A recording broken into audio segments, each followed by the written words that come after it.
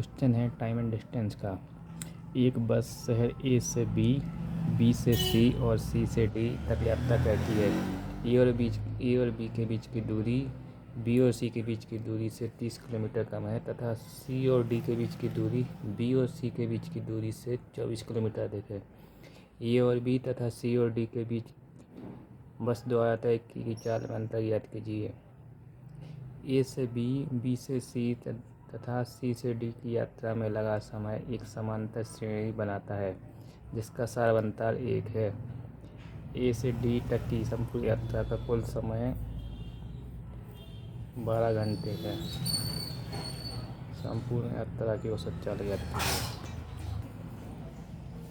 एक बस जा रही है, ये कोई बस है ए से बी, ए से बी बस जा रही है, बी से सी, सी से डी।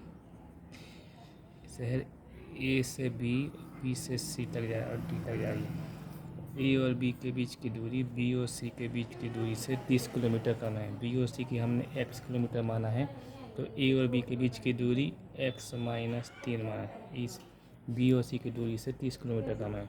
बी और सी के बीच की दूरी जो है, बी और सी के बीच की दूरी 24 किलोमीटर अधिक है।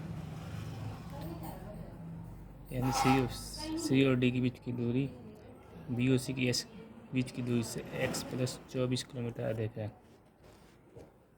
और टोटल डिस्टेंस निकालें हम। एवरेज स्पीड हमको 37 किलोमीटर दी गई है और हम कुल समय 12 घंटे, 7 दूनी 14, हासिल लगाइए 3 दूनी 4 74 और 37 एकम 37, 4 14 444 किलोमीटर की डिस्टेंस प्राप्त हुई है। रियलाइज ए और बी के बीच की दूरी हम टोटल, अगर हम तीनों के भाग निकालें, अगर हम तीनों भागों की अलग अलग डिस्टेंस निकालें तो ये हो जाएगा x - 3 + x + x + 24 equal to ये बराबर हो गए 444 के।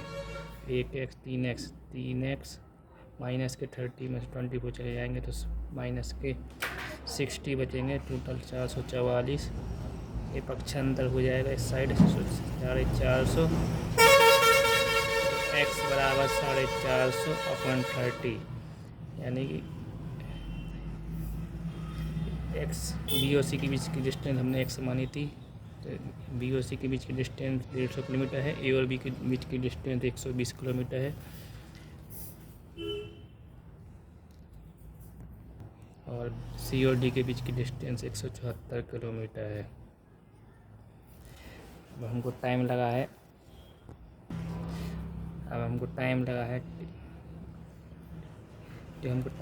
वह एक समांतर सीढ़ी बनाता है। यानी कि हम पहले बीच का अगर टी मान लें, बी और सी का टाइम, और सी और डी का बीच का टाइम t+1 मान लें, और ए से बी के बीच समय लगाया उसको t-1 मान लें, और टोटल समय लगाया हमको 12 घंटे।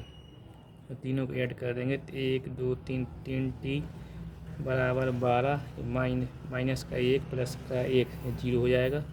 3 से काटेंगे t बराबर 4 घंटे। यानी कि ए से बी तक हमें लगा है 3 घंटे और बी से सी तक जाने में हमको लगा है 4 घंटे और सी से डी तक जाने में हमको लगा है 5 आवर्स। टोटल 12 आवर्स हो रहे हैं।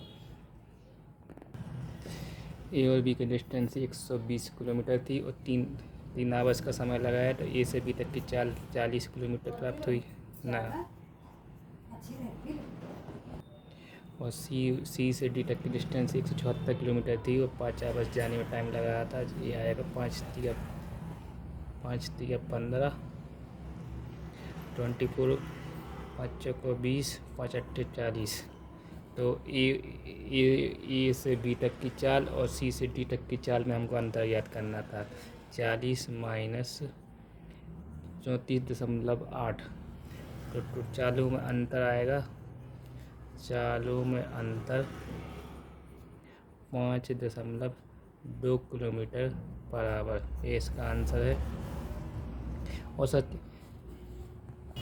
सबसे पहले इस क्वेश्चन में हमने औसत चाल और का गुणा कुल समय में किया तो हमको डिस्टेंस प्राप्त हो गई। डिस्टेंस प्राप्त करने के बाद हमने तीनों डिस्टेंसों का अलग अलग डिस्टेंस निकाला। उसके बाद इसका समय एक सारवंतर सीढ़ी बना रहा था, इसको हमने टी वन माना, इसको टी माना, इसको टी प्लस वन माना।